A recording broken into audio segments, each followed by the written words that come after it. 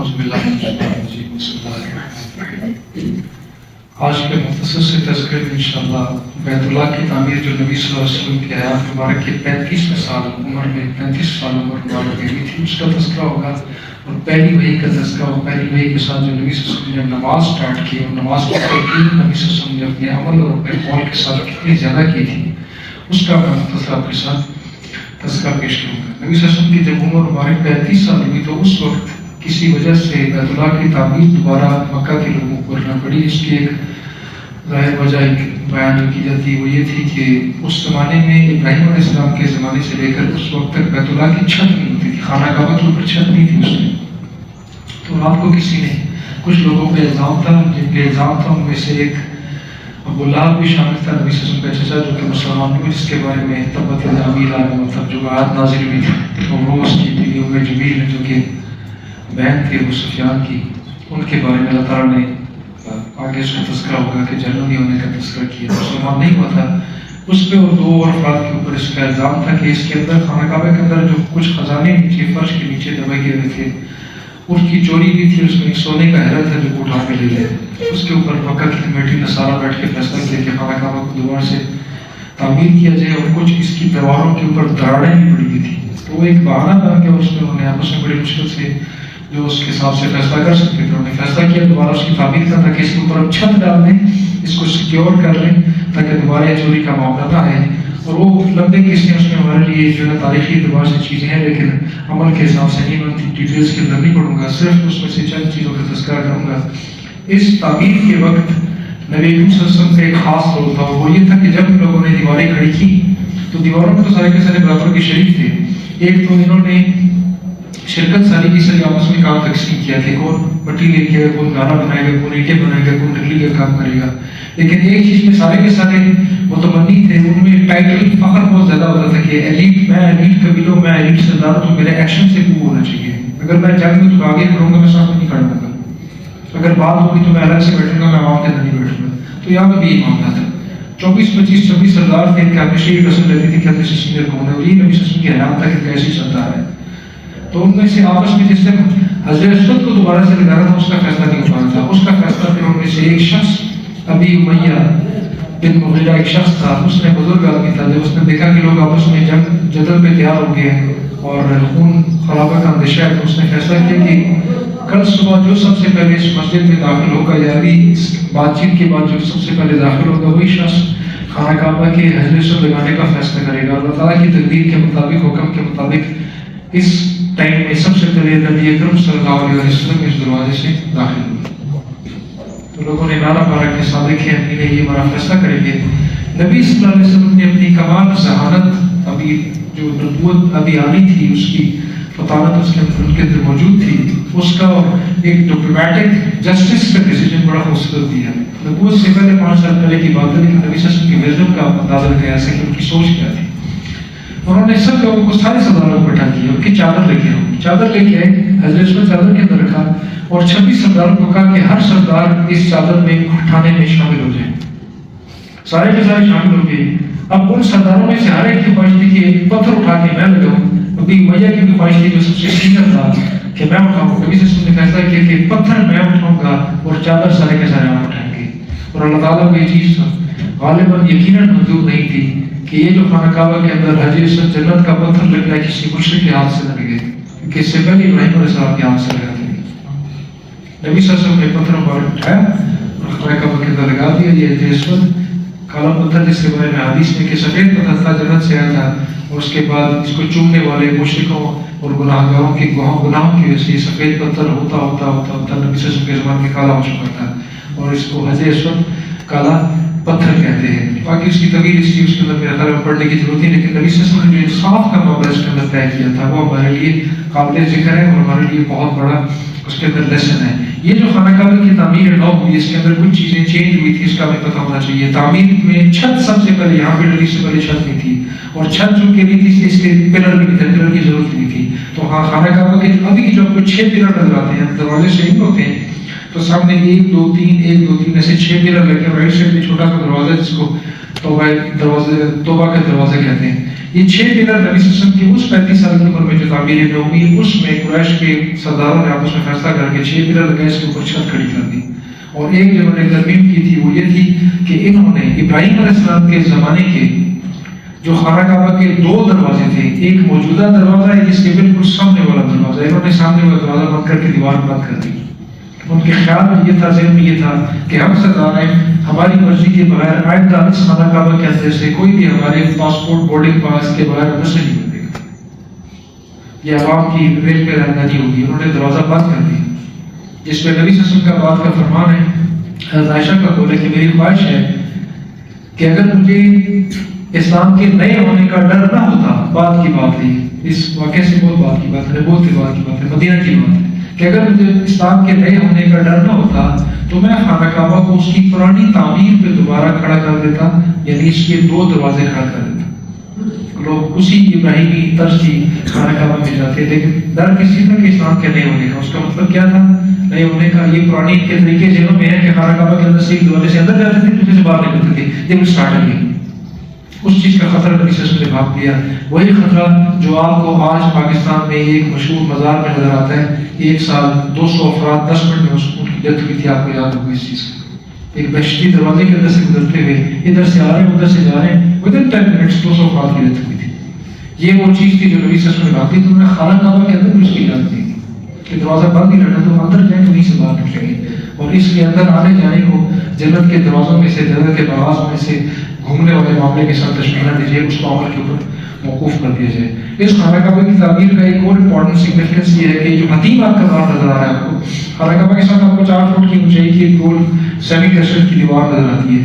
یہ دیوار جو تھی یہ اس وقت بنائی گئی تھی، دیوار اس سے بڑھ چکی ہے. پہلے وہ کم تھی، صرف 4 فٹ تک چھوٹا سا کرسٹ ہوتا تھا. اس میں اگر باکس کے بعد 4.5 فٹ قطر تک ایک دیوار بنائی گئی تھی. اس کی وجہ یہ تھی کہ قریش مکہ کے سردار کے پاس حلال کے پیسے کم ہوتے تھے، ڈاکہ زنی کے زیادہ ہوتے تھے. کوئی طائفوں سے اکٹھے کیے اور کوئی چور بازاری سے اکٹھے کیے، کوئی دوسروں سے مارے گئے. سب کو پتا تھا کہ حلال کیا حرام کیا. مسلمان سب کو پتا ہوتا ہے جائز کیا اور ناجائز کیا. آپ اڑ جاتے ہیں ہم خواہ. انہوں نے کہا کہ حرام کا پیسہ خانہ کعبہ کے اوپر نہیں لگانا، حلال کی کمائی جتنی ہوگی اتنی بنا دیں گے، باقی بات چھوڑ دیں گے. اور باقی کا جو حصہ بار چھوڑا انہوں نے اس کے اوپر نشان لگا دیا، آئندہ جب حلال کا پیسہ ہے کہ اس کو بنا دیں گے، will make it part of this Kaaba inside. اور اس کی نوبت نہیں آئی، یہ باہر رہ گیا. ابھی جو اس کی حد بندی اس سے کافی زیادہ ہوئی ہے. اس کا انیشیل حصہ 4.5 فٹ کا حصہ خانہ کعبہ کا حصہ ہے. اگر کوئی اس شخص سے متولی ہوتا ہے عمرے پہ حج پہ جانے والے کہ میں خانہ کعبہ کے اندر نماز پڑھوں، اس لیے کہ خانہ کعبہ کا حصہ ہے. اس حتیم کی دیوار کے ساتھ یہاں اوپر پردار لگائے 5 فٹ سے، اس کے نیچے ایگزیکٹلی نیچے اگر آپ 4 فٹ کھڑے ہوتے ہیں تو you are standing inside خانہ کعبہ. اگر اس سے باہر آپ کھڑے ہوتے ہیں تو آپ خانہ کعبہ کے حصے میں شامل نہیں ہیں. یہ وہ 4 دیواری بنی ہوئی ہے جس کے نیچے بیسیکلی اسماعیل علیہ السلام اور ان کی والدہ حضرت ہاجر کے کمرے ہیں. اس کو اگر پکچر میں دیکھیں گھول پہ تو حجر اسماعیل اس کے اوپر لکھا ہوتا ہے. Arabs do not write it as حتیم، دے رائٹ اٹ حجر اسماعیل. حجر اسماعیل اسماعیل السلام کی قبر کی وجہ سے حجر حاجر، حجر سارا اور حجر اسماعیل اس کے اوپر لکھا ہوتا ہے. اور ایک اس سگنیفیکنس اس واقعے کی یہ ہے کہ اسی دن حضرت حفصہ رضی اللہ عنہ کی پیدائش ہوئی ہے. حضرت عمر کی بیٹی حضرت حفصہ بنت عمر جو نبی صلی اللہ علیہ وسلم کی زوجہ بنی ہے، ان کا نبی صلی اللہ علیہ وسلم کے ساتھ ایج ڈفرنس کتنا بنتا ہے؟ 35 ایئرس. 35 سال نبی صلی اللہ علیہ وسلم کی عمر تھی. خانہ کعبہ تعمیر ہو رہا تھا، ان کی پیدائش ہوئی تھی. بعد میں ان کا نبی صلی اللہ علیہ وسلم کے ساتھ 18-19 سال کی عمر میں جب وہ بیوہ ہوئی ہیں، ان کے ابو حذافہ ان کے شوہر تھے، وہ شہید ہوئے بدر میں، تو عدت کے بعد ان کے ساتھ نبی صلی اللہ علیہ وسلم نے نکاح کیا ہے. ایک اور ازواج مطہرات کے حساب سے اس واقعے کی سگنیفیکنس نبی صلی اللہ علیہ وسلم کی حیات میں ازواج مطہرات کے حساب سے یہ ایک تو حضرت حفصہ کی تھی. سیکنڈ، جس شخص نے یہ اعلان کیا تھا کہ اب جو شخص اس دروازے سے داخل ہوگا وہ ہمارا فیصلہ کرے گا، وہ مکہ کے سرداروں میں سے بزرگ ترین آدمی ابو امیہ بن مغیرہ، وہ ولید بن مغیرہ کا بھائی تھا، خالد بن ولید کا چچا. اور ان کی بیٹی نبی صلی اللہ علیہ وسلم کے ساتھ بعد میں ازواج مطہرات میں شامل ہوئی. ان کو ہم کہتے ہیں ام سلمہ. ہند نام تھا اصل، ام سلمہ سلمہ ان کے بیٹے کا نام تھا، سلمہ کے نام سے پکاری جاتی تھی. ام سلمہ ابو امیہ کی بیٹی تھی. ابو امیہ کا انتقال نبی صلی اللہ علیہ وسلم کے نبوت کے آغاز سے پہلے ہو چکا تھا، اس لیے بعد میں تذکرہ کہیں نہیں تھا. تو یہ 2 ازواج مطہرات کی جو سگنیفیکنس ہے اس معاملے کے ساتھ وہ میں سے تو یہ ہے. اس واقعے کے بعد اگلے 4 سال میں 5 سال کے اندر ایک چیز جو سب سے زیادہ امپورٹنٹ ہے وہ یہ کہ نبی کریم صلی اللہ علیہ وسلم نے اپنے عمر مبارک کے 38 39 40واں سال میں تھا، last 3 years before revelation, first revelation, اس میں نبی صلی اللہ علیہ وسلم نے لگاتار ہر سال رمضان کے مہینے میں غار حرا میں جا کے پورے مہینے کا اعتکاف کیا ہے۔ 3 ایئرس کمپلیٹ رمضان مبارک۔ اور ایک روایت کے مطابق عبد المطلب کی سنت کی طریقہ کار تھا، وہی نبی صلی اللہ علیہ وسلم نے فالو کیا، اور یہ انہیں آلریڈی چل رہا تھا۔ نبی صلی اللہ علیہ وسلم کا طریقہ کار اس اعتکاف میں کیا تھا؟ حضرت عائشہ کی حدیث کے مطابق کہاں رہتا ہے وہ غور و فکر کیا کرتے تھے۔ دس از دی اونلی ورڈ، باقی ہے کچھ نہیں پتا۔ نبی صلی اللہ علیہ وسلم نے بیان نہیں کیا، کسی اور کو پتہ نہیں تھا کہ وہ اکیلے جاتے تھے، صرف یہ پتا تھا کہ جاتے ہیں، ستو پانی لے کے چلے جاتے ہیں اور ادھر بیٹھے ہوتے ہیں، اسی کے اوپر گزارا جاتا ہے۔ اور اس میں ایک چیز اور اس کے اندر شامل ہے جس سے آپ کو مہمان داری کا نبی صلی اللہ علیہ وسلم کی سنت ابراہیمی آپ کو نظر آتی ہے۔ سنت ابراہیمی اس لیے کہ روایت کے اندر ہے کہ ابراہیم علیہ السلام نے شاید زندگی میں ایک بھی کھانا مہمان کے بغیر نہیں کھایا۔ He would stay hungry if the guest is not around۔ کھانا پڑا ہوتا تھا، بیوی اور غلام جو خادم تھا وہ منتیں کرتے تھے اور وہ باہر ڈھونڈ رہے ہوتے تھے، کوئی مسافر مل جائے، کوئی بندہ مل جائے، کوئی پڑوسی مل جائے، وہ ساتھ کھانا کھائے گا تو کہیں گے اکیلے نہیں کھاؤں گا۔ یہ نبی صلی اللہ علیہ وسلم کا وطیرہ تھا۔ اس اعتکاف کے دوران بھی جو کئی دور سے پاؤں کی آواز صاف نظر آتی تھی کہ پار سے ہمارے گھر سے گزر رہے، نیچے جاتے بلاتے، ساتھ بٹھاتے، وہ ستور پانی اس کو پلاتے، خود بھی کھاتے اور پھر اس کو بیچتے تھے۔ یہ ان کا طریقہ تھا جو خدیجہ نے بیان کیا کہ وہ غار حرا کے ان 3 سالوں میں 3 مہینہ کے اندر بھی انہوں نے اس چیز کو نہیں چھوڑا، مہمانداری نبی صلی اللہ علیہ وسلم نے نہیں چھوڑی۔ اور اس کے اینڈ کے اوپر 40 سال کی عمر مبارک میں رمضان کے مہینے میں نبی صلی اللہ علیہ وسلم کے قرآن کی پہلی 5 آیات نازل بھی، غالباً 5 آیات سورہ جو اقرا بسم ربک الذی خلق کی جو پہلی 5 آیات ہیں یہ نازل ہوئی۔ اور اس کا جب نزول ہوا ہے تو نبی اکرم صلی اللہ علیہ وسلم کے اوپر جب جبریل علیہ السلام سے پہلی ملاقات ہوئی ہے، 5 آیات کا نزول، وضو کرنے کا طریقہ، اور تیسری چیز جو اس ملاقات کے اندر تھی وہ کیا تھی؟ نبی صلی اللہ علیہ وسلم کو حضرت جبریل علیہ السلام نے ساتھ کھڑے ہو کے بطور امام اور مقتدی، نبی مقتدی جبریل علیہ السلام امام، نماز پڑھنے کا طریقہ خود پہلے دفعہ سکھایا کہ نماز کس طریقے سے پڑھنی ہے۔ اور 9 ہجری میں نبوت معراج کا واقعہ ہوا ہے اور یہ نبوی پہلا سال ہے، اور نبی صلی اللہ علیہ وسلم نے یہ نماز 9 سال لگاتار پڑھی ہے، فرض 9 نبوی میں 9 سال کے بعد ہوئی ہے۔ اور مستند روایات کے مطابق جو ریپیٹیشن جہاں مقررات ہیں اس کے مطابق یہ 2 نمازیں ہوا کرتی تھی، ایک کہیں رات کی ہوا کرتی تھی، ایک کہیں دن کی ہوا کرتی تھی، غالباً عصر کی نماز تھی۔ باقی اس کی ڈیٹیلز معلوم نہیں، اس لیے کہ اس کے اوپر سنت بعد میں عمل نہیں تھا، لیکن نبی صلی اللہ علیہ وسلم نے گھر آتے ہی اس نماز کو سٹارٹ کیا۔ اور پہلی جو ان کے ساتھ ساتھی تھیں وہ حضرت خدیجہ تھی، ان کی پہلی مقتدیہ تھی، وہ امام تھے، وہ مقتدی ہوا کرتی تھی، اور یہ دونوں نماز پڑھا کرتے تھے۔ اور پھر اس کے بعد حضرت علی مسلمان ہوئے، بکر صدیق مسلمان ہوئے تھے۔ یہ لوگ دن کی عصر کی نمازوں میں کچھ کا تذکرہ باہر کا بھی ہے جو کہیں گھاٹیوں میں لوگوں سے چھپ چھپا کے دور جا کے نماز پڑھتے تھے، جن میں سے بعد میں لڑائی جگہ اسٹارٹ ہوا اور دستوں گریبان تک معاملات پہنچے۔ نبی صلی اللہ علیہ وسلم نے اپنی حیات مبارک میں صرف اور صرف غزوہ خندق کے موقع پر جب دشمن سامنے تھا، ٹرنچ کھودی تھی، دشمن کی فوج 13,000 کی فوج کھڑی تھی اور ٹرنچ کھودی تھی تاکہ یہ مدینہ میں شامل داخل نہ ہو جائے۔ ٹائم بڑا شارٹ تھا، ودن 1 ڈے پوری ٹرنچ کھودی تھی اور پورے مدینہ کا احساس کیا گیا تھا۔ دو طرف والکینک ریجن کے وہ پہاڑ تھے، ایک طرف باغات تھے، 4th لائن بڑی چوڑی بنتی جو بہت کی سائڈ بنتی ہے، ادھر لڑائی تھی۔ تو دشمن صاحب میں کھڑا تھا، وہ نماز تھی جو نبی صلی اللہ علیہ وسلم اور صحابہ میں سے کسی نے نہیں پڑھی تھی۔ اگر وہ نماز میں لگ جاتے دشمن کو پرشا پہنچ جاتا، اور نبی صلی اللہ علیہ وسلم نے اس موقع پر چند گنے چنے واقعات، معاملات اور مواقع میں سے ایک یہ تھے جس میں نبی صلی اللہ علیہ وسلم نے ان دشمنوں کے لیے بددعا کی تھی اس نماز کی وجہ سے کہ ان کی وجہ سے میری نماز خراب ہوئی۔ اور وہ غروب کے بعد جیسے گھیرا ہوا اور دشمن کو بھی یہ نظر نہیں آ رہے تھے تب وہ نماز پڑھی گئی تھی اور باجماعت قضا نماز پڑھی گئی تھی، اور 2 نمازیں غالباً وہ اس میں قضا ہوئی تھی، وہ اکٹھی پڑھی گئی تھی۔ نبی صلی اللہ علیہ وسلم نے کسی نماز اس کے علاوہ نماز نبی صلی اللہ علیہ وسلم نے نہیں چھوڑی زندگی میں، بستر پہ پڑھی ہے جیسے پڑھی ہے لیکن پوری پڑھی ہے۔ غالباً 17 نمازیں نبی صلی اللہ علیہ وسلم نے امامت کے بغیر، جب امامت ابوبکر صدیق کرا رہے تھے اور یہ گھر میں ہوتے تھے، انہوں نے بستر پہ پڑھی کیونکہ وہ اس ٹائم ہل نہیں سکتے تھے، ان کی طبیعت کے حالات ناسازگار تھے۔ یہ نماز کے اوپر نبی صلی اللہ علیہ وسلم کی پابندی اور ایمفسس کا practical manifestation, not words, practical manifestation. اور احادیث کوٹ کرنے سے پہلے میں آپ کو نبی صلی اللہ علیہ وسلم کی آخری باجماعت نماز کا تذکرہ کروں گا تاکہ ہمیں اندازہ ہو جائے کہ یہ باجماعت نماز کتنی ضروری تھی جماعت کے ساتھ آگے بڑھنے کی، کہ نبی صلی اللہ علیہ وسلم جنہوں نے ہر چیز میں آسانی پیدا کی ہے، ہر چیز میں آسان ترین فارمولہ ہوتی ہے۔ اگر لوگ عبادات کے اندر زیادہ کھپ جاتے تھے تو نبی اشارے سے زبان سے بتا دیتے تھے کہ آسانی پیدا کرو، دوا مستقل عبادت کرو لیکن آسانی کرو، شوٹ نہ لگاؤ بہت زیادہ، اپنے لیے آسانی، یسر ولا تعسر، آسانی پیدا کرو، مشکل اپنے لیے لوگوں کے لیے پیدا نہ کرو، خوشخبری سنو لوگوں کو ڈراؤ مت، یہ کہ آرڈر تھا۔ اور ان نبی صلی اللہ علیہ وسلم کا نماز کے بارے میں ایکسکلوسیولی باقی سارے معاملات الگ، ان میں نرمی نماز کے بارے میں کیا طریقہ کہا تھا کہ جب آخری نماز پڑھنے کے لیے نبی صلی اللہ علیہ وسلم غالباً اپنے وفات کے دن صبح کر رہے ہیں، اس فجر کی نماز کا تذکرہ ہے۔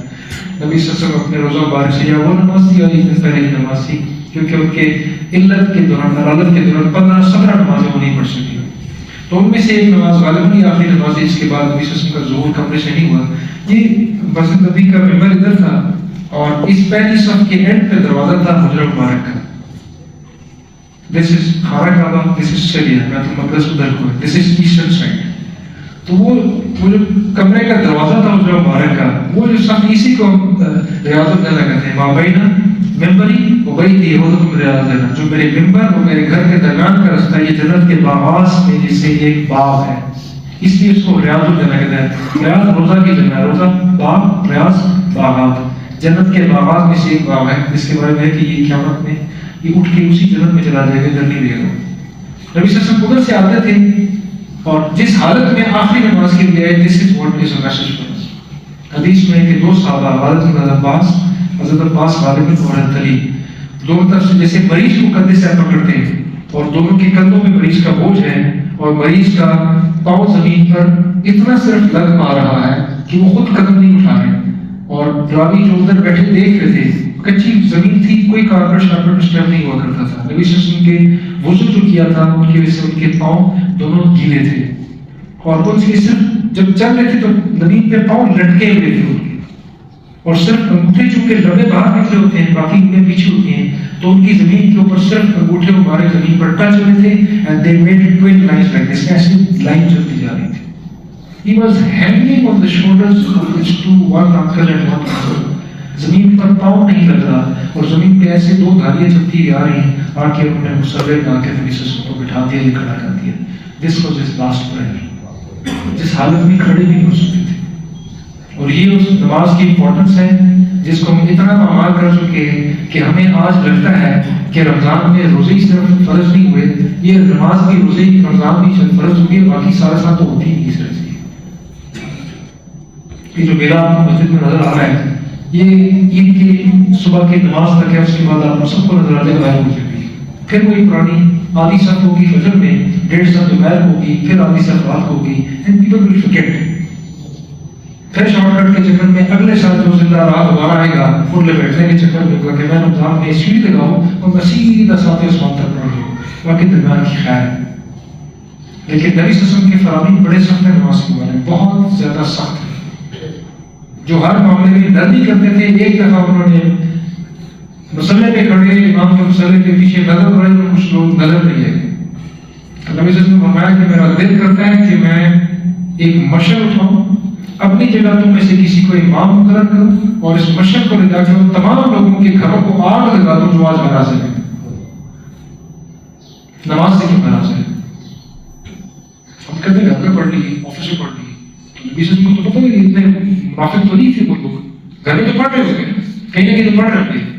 نبی صلی اللہ علیہ وسلم کو ان کی ایبسنس پہ صرف crime was absence from the prophet صلی اللہ علیہ وسلم پاسٹ، کہ جماعت نہیں حاضر نہیں، اور نبی صلی اللہ علیہ وسلم نے فرمایا کہ ان کو گھروں کو آگ لگا۔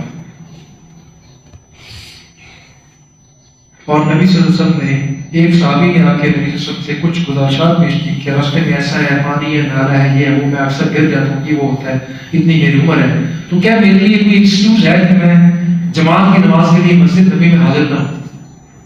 نبی صلی اللہ علیہ وسلم نے اس صحابی سے پوچھا، سارے لوگ سن رہے تھے، کہ فلاں مجھے یہ بتاؤ مسجد نبی کے بلال کی اذان تمہیں آتی ہے، کان پڑتی ہے؟ کہ جی اذان کی آواز تو پڑ رہی تھی، تو میں سنتا ہوں گھر میں۔ تو نبی صلی اللہ علیہ وسلم نے فرمایا کہ اگر اذان کی آواز ہمارے کان پہ پڑ رہی ہے تو مجھے اختیار نہیں ہے تمہیں ایکسکیوز کرنے کا، you have to come, and he had to come. اور غالباً وہ نابینا صحابی تھے، عبداللہ بن ابی مکتوم، ہی واز دی ون، اس نابینا صحابی کو جس نے ایکسکیوز پیش کیا تھا کہ میں اکثر نالے میں گر جاتا ہوں جو میرے اور مدنی مسجد کے درمیان میں ہے، پورا گھیرا ہوتا ہے، میرے لیے ٹارچ نہیں، بیکاز میں گھر ہی نہیں رہتا، اور نبی صلی اللہ علیہ وسلم نے اس نابینا صحابی کو، جن کو نبی صلی اللہ علیہ وسلم سید کہتے تھے، سیدی، ان کے بارے میں قرآن کی پوری صورت نازل ہوئی تھی، ان کے بارے میں نبی صلی اللہ علیہ وسلم نے ایکسکیوز نہیں کیا. اور نبی صلی اللہ علیہ وسلم کا فرمان ہے anyone who is concerned about this thing کہ منافق کا مطلب کیا ہے، منافقین ان منافقین فی الدرک الاسفل من النار، بے شک منافق لوگ جہنم کے سب سے نچلے درجے میں ہوں گے. اسفل، سفل کہتے ہیں نچلا، اسفل سب سے نچلا، کبیر بڑا، اکبر سب سے بڑا، درک الاسفل سب سے نچلے ٹھکانے میں ہوں گے جہنم میں. اور نبی صلی اللہ علیہ وسلم کا فرمان ہے کہ خبردار، فجر اور عشاء کی نماز باجماعت مسجد میں ادا کرتے رہنا یہ منافق اور مومن کے درمیان میں حد فاصل ہے. ڈیفینشن، دس از دی لٹمس ٹیسٹ. کوئی کسی کے دل میں جھانک نہیں سکتا کون منافق ہے کون مومن ہے. نبی صلی اللہ علیہ وسلم نے کسی کو اجازت نہیں دی، اپنے حیات میں کسی کو اجازت نہیں دی. 14 منافقین کے نام صرف ایک بندے کو دیے اور صاحب بتا دیے، کسی کو بتا دیا. اس صحابی نے، حذیفہ بن یمان نے پوری زندگی کسی بندے کو نہیں بتایا کہ وہ 14 صحابہ کے نام کون سے تھے. تو مجھے قتل کرنے کے لیے آئے تھے، اللہ تعالیٰ نے مجھے بتایا فلاں کا بیٹا ہے، فلاں کا بیٹا ہے، تمہیں مارنے کے لیے آتے سارے منافق ہیں. حضرت عمر نے قسم کری تھا کہ انہوں نے بتایا کہ میں نہیں بتاؤں گا. مجھے نبی صلی اللہ علیہ وسلم نے کہا کہ تم کسی کو نہیں بتانا کہ منافق کون ہے. یعنی یہ دین کا دل کا معاملہ ہے رب کے ساتھ. اور نبی صلی اللہ علیہ وسلم کا فرمان ہے کہ یہ صبح کی نماز اور عشاء کی نماز جماعت میں ادا کرنا یہ منافق اور مومن کے درمیان حد فاصل ہے. جو ان دو نمازوں میں آئے گا وہ مومن ہے، اور جو ان دو نمازوں میں مسجد سے غائب ہے وہ anyone who is concerned about this thing کہ میں منافقین میں شامل ہوں، یہ مومنوں کے اندر شامل ہوں. سمپل سی بات ہے. یہ اندھیرے کی نمازیں ہیں، آپ آتے ہیں، میں آتا ہوں، مجھے دیکھتا کوئی نہیں ہے. مجھے اور میری بیوی کو صرف پتا ہوگا کہ اٹھا نماز کے لیے چلا گیا، کوئی گواہ نہیں ہوتا. تو یہ وہ نماز نہیں ہے کہ جو میں کسی کو دیکھنے کے لیے کر سکتا ہوں. ہاں دن والی 7 بجے اٹھا، میں بھی شرما بھی اٹھ کے چلتا ہوں، یہ کیا گیا نماز نہیں پڑھتا ہے، اتنی بڑی گاڑی دیکھی نماز نہیں پڑھتا. تو دن کی نمازیں بعض اوقات سوشل پریشر میں، پیئر پریشر کے اندر ہم کر جاتے ہیں. فجر عشاء کی نماز باجماعت پیئر پریشر میں نہیں ہوتی. It's by divine inner faith and that's it. نبی صلی اللہ علیہ وسلم نے کسی صحابی کو، کسی مسلمان کو نماز چھوڑنے کی اجازت نہیں دی ہے. ایک روایت کے اندر یہ بھی ہے کہ جس کو کان میں آواز اذان کیا جائے اس کی گھر کی جو نماز نہیں ہوتی، مرد کی نہیں ہوتی ہے، عورت کی ہو جاتی ہے، بچے کی ہو جاتی ہے، مرد کی نہیں ہوتی ہے. برائے مہربانی نمازوں کا خیال کریں، نمازوں کو لائٹ مت لیں، یہ دین کا ستون ہے. اور نبی صلی اللہ علیہ وسلم کا فرمان ہے کہ جو بے نمازی ہے مطلب سینکڑوں حدیث ہے، میں سارے نہیں بیان کر سکتا، لیکن سینکڑوں حدیث میں سے چند جو بہت زیادہ ہمارے لیے علامت ہیں، امپورٹنٹ تو ساری ہے. جو علامت ہے وہ یہ ہے کہ جو بے نمازی مر جاتا ہے، جس نماز 2 نمازیں نہیں پڑھی ہیں، اس کے درمیان کی نیکیاں بھی اس کی فٹ بال بن کے پھینک دی جاتی ہے. نماز پڑھے گا نیکی لکھی جائے گی، قبول ہوگی. نماز نہیں پڑھے گا باقی بھی فارغ. ہم تو کہتے ہیں معاملات الگ عبادات الگ. نماز تو ذاتی فعل ہے. I'll be good to the people. This is what the secular and the stupid sort of thought has come into society actually. We have free to find religion by our desires. مجھے کیا سوچ کرتا ہے؟ میں نے دوبارہ سے fabricate کیا. نہیں تم نے تو نہیں پتا، میں تمہیں بتاتا ہوں ریلیجن کیا ہوتا ہے، میں بتاتا ہوں کیا امپورٹنٹ ہے کیا امپورٹنٹ ہے. نو ون ٹو ڈیسائڈ دس. اس میں ڈیسائڈ رب نے ڈیسائڈ کیا ہوا ہے کیا امپورٹنٹ ہے کیا نہیں ہے. اور ایک کلیئرٹی سب کو ہونی چاہیے. عبادات اس دین کی عمارت کی بنیاد ہے، معاملات اس کے اوپر کی منازل ہے. جو بنیاد ڈال دے گا، اوپر ایک اینٹ بھی نہیں رکھے گا، وہ محلے میں جا کے بتائے گا میں نے تازہ کھڑا کر دیا ہے، لوگ اس کے اوپر ہنسیں گے. اس نے تو نیچے صرف ابھی کھودا ہے زمین میں، بنیاد ڈالی تو پورے محلے کو بتاتا پھر کہ میں نے عمارت کھڑی کر دی. عمارت کی بن رہی ہے، صرف بنیادیں ڈالی ہیں. اور جو شخص بنیاد کرنے بغیر اس کے اوپر اینٹیں رکھے گا، جب بھی صبح دوبارہ آئے گا کچھ بھی نظر نہیں آئے گا، نیچے بنیاد ہی ہوئی ہے. نہ معاملات کے بغیر دین چلتا ہے، نہ عبادات کے بغیر دین چلتا ہے. اللہ تعالیٰ نے جو چیزیں فرض کی ہیں وہ فرض ہیں and they cannot complement, they cannot be supplemented by others. آپ نماز کو چھوڑ کے، زکوٰۃ کو چھوڑ کے، رمضان کے فرض روزے کو چھوڑ کے، عبادات میں چھلانے مار کے کوئی دودھ پہ چڑھ کے اس کو پورا نہیں کر سکتے. اور کوئی بھی ہم میں سے بیوقوف حرام مال کھا کے اس کے بعد نمازیں پڑھ کے اس گناہ کو نہیں دھو سکتا. کیونکہ نبی صلی اللہ علیہ وسلم کے بڑے کلیئر فرامین ہیں دعا کے بارے میں کہ جس نے ایک حرام کا لقمہ کھایا اگلے 40 دن تک اس کی کوئی نماز، کوئی عبادت قبول نہیں ہوتی، پھینک دی جاتی. اور نبی صلی اللہ علیہ وسلم کا فرمان ہے کہ جس کے بدن کے اوپر ایک کپڑا ہے، 10 درہم کا کپڑا ہے، 9 حق حلال کی محنت مزدوری کی کمائی کے ہے، اور 10واں حرام کا کسی کا مارا ہوا ہے، اس ایک 1 out of 10 کی وجہ سے جب تک اس کا ایک چیترا اس کے جسم کے اوپر لٹکا ہوا ہے، پڑا ہوا ہے، اس کی کوئی عبادت قبول نہیں. ویئر واز نماز. ہمیں بڑی کلیئرٹی میں حدیث سے آ جاتی ہے کہ نماز ادھر کی حرام کاری کو کمپنسیٹ نہیں کر سکتی اور ادھر کی نیکیاں نمازوں کو فرائض کو چھوڑنے کو کمپنسیٹ نہیں کر سکتی. دونوں کی اپنی اپنی جگہ ہے, دونوں امپورٹنٹ ہیں, اپنی اپنی جگہ پر امپورٹنٹ ہیں. زکوٰۃ فرض ہے, لازم دینی ہے, دل کرتا ہے تب بھی دینی, نیند دل کا بھی دینی ہے. روزہ ہر حالت میں رکھنا ہے, دل کرتا ہے تب بھی ہے, دل نہیں کرتا تب بھی ہے. اور نماز پورا سال فرض ہے, صرف رمضان کا چاند دیکھنے کے بعد فرض نہیں ہوتی ہے, یہ سات سال فرض ہوتی ہے. اللہ تعالیٰ ہم سب کو اس دین کو سمجھنے, اس کو عمل کرنے کی, اس پہ عمل پیرا ہونے کی توفیق عطا فرمائے.